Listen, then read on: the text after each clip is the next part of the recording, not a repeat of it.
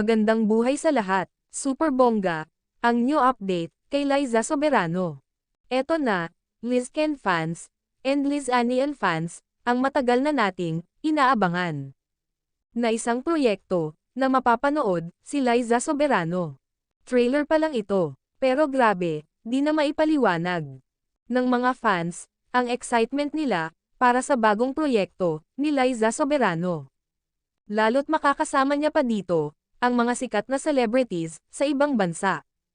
Mapapanood ito, sa June 3. A Cinematic Therapy.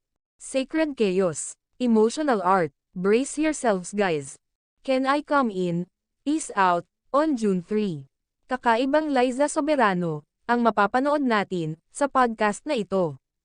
Makakasama, ni Liza Soberano dito, sina Cindy Kimberly, Yesli Dimate, Nemesis, Mia Khalifa, and Banks, directed by Sarah Baba. Samantala, kahit busy, si Enrique Hill, sa New York City.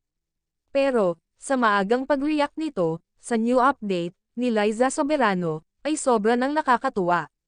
Dahil alam naman natin, na si Enrique Hill, ang una-unang magiging proud, sa nararating, ni Liza Soberano. Very supportive talaga, si Kay nito, since day one, kay Hopi.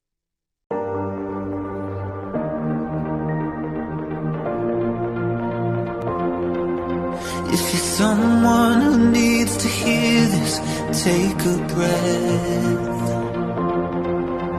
For those who put others first when their own world's a mess.